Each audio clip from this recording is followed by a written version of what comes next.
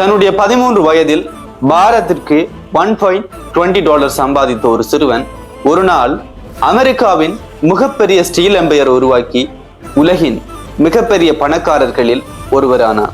அவர்தான் Andrew Carnegie. 1835ல ஸ்கொட்லாந்துல ஒரு மிக ஏழ்மையான குடும்பத்தில் பிறந்த இந்த அண்ட்ரூ கார்னெகி ஒரு கட்டத்துல அவருடைய குடும்பத்துல மிக கடுமையான பொருளாதார சிக்கல் ஒன்று ஏற்படுது.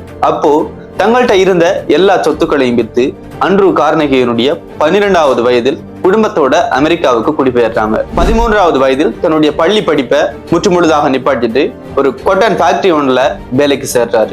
அங்க ஒரு வாரத்திற்கு வெறுமனே $1.20 தான் சம்பளம்.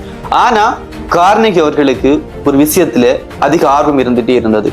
அதாவது ஒரு விடயத்தை கற்றுக்கொள்றதுல அதிக ஆர்வத்தை காட்டுவார். தன்னுடைய வேலை முடிந்ததும் நிறைய புத்தகங்கள் படிக்கிறத வழக்கமான ஒரு பழக்கமா வச்சுட்டே வந்துருக்கிறாரு. அதுக்கப்புறம் டெலிகிராப் அபிசோன்ல இவருக்கு வேலை கிடைக்குது. அங்க இவர திறமையை அவதானிக்கக்கூடிய தோமஸ் ஸ்கோட்டா அப்படின்னு சொல்லக்கூடிய பென்சைல்வேனியா ரயில் ரோட் அதிகாரி இவருக்கு பெரிய வாய்ப்பு கொடுக்கிறார். அதாவது ரயில் ரோட் அதிகாரியா அவரோட வேலை செய்யறதுக்கு இவருக்கு ஒரு வாய்ப்பு கொடுக்கிறாரு. ரயில் ரோட் பிசினஸ்ல வேலை செஞ்சுட்டு இருந்த போது இவர் ஒரு விஷயத்த புரிஞ்சு கொள்றாரு.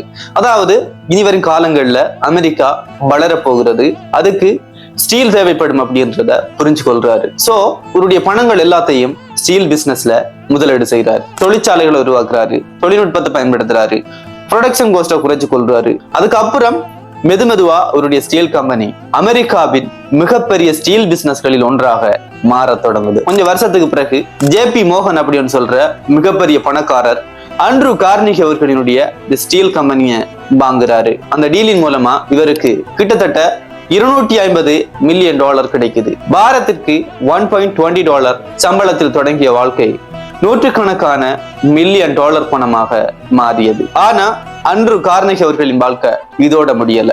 அவர் தனது செல்வத்தின் பெரும் பகுதியை நூலகங்கள், கல்வி, தொழில்நுட்பம் போன்றவற்றுக்காக வழங்கினார். ஒரு காலகட்டத்தில் ஒரு புத்தகம் கூட வாங்க முடியாத சூழ்நிலையில் இருந்த ஒரு சிறுவர் பிற்காலத்தில் ஆயிரக்கணக்கான மக்களுக்கு நூலகங்களை கட்டி கொடுத்தாரு. Main point of the story, உங்களுடைய ஸ்டார்டிங் பாயிண்ட் சின்னதா இருக்கலாம், ஆனா உங்களுடைய லேர்னிங், ஹார்ட் ஒர்க், ஆப்பர்ச்சுனிட்டி இதெல்லாம் சேர்ந்து உங்களுடைய எதிர்காலத்தை மாற்றும். இது மாதிரியான இன்ட்ரெஸ்டிங்கான ஏராளமான ஸ்டோரிஸ் கேட்கணும்னு ஆசைப்பட்டா ஃபாலோ ஏஜே குஹன்.